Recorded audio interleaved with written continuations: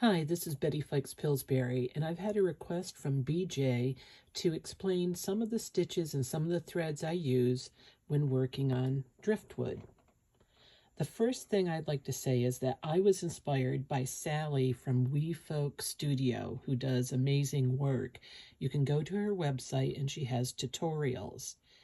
Now with the driftwood, she had said to build up layers of felt onto the driftwood by gluing it down and then working your stitches through.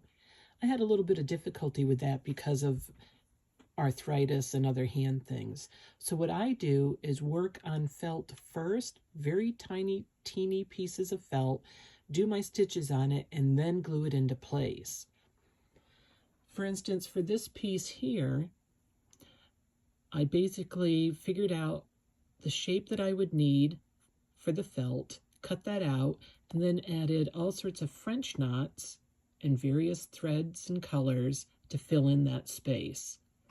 Here I took velvet, decided to fill in that crevice here, and cut out that shape. For this, I've used drizzle stitches for the hanging bits, chenille thread to make French knots. Here's some cut turkey work. This floppy stuff is a piece of gimp braid that I had that was all loopy with these threads already hanging down. And you can see I applied it under here as well. Here's a resin skull that I used some paints on to give it a little bit of age and dimension. And again, here's a whole bunch of French knots. And I'm going to put my finger in here just for scale so you can see just how small some of these French knots are. For the mushrooms here, that's a detached blanket stitch. Here's some French knots, and then I used flower stamens that you would use for wired ribbon work or perhaps even dried flowers. These are the little lichens sticking up.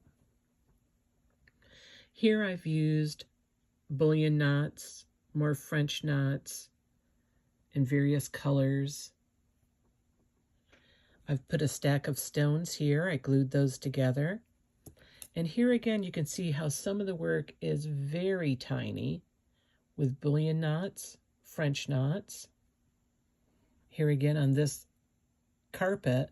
And it depends on what kind of thread that you're using and how loosely or tightly you wrap the threads.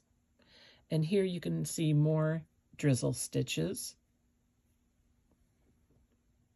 More chenille French knots, and then with some rayon thread on top. For the mushrooms, I worked the stems in silk floss, and I did some stump work. So there's wire on here.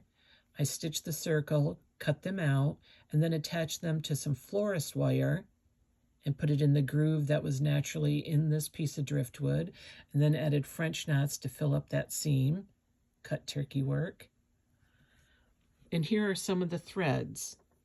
So I used different pearl cottons in different weights. Silk chenille. This thread is called Dazzle. Here's a silk trebizond that's really great for making French knots. Here's a bundle of fibers that someone gave me.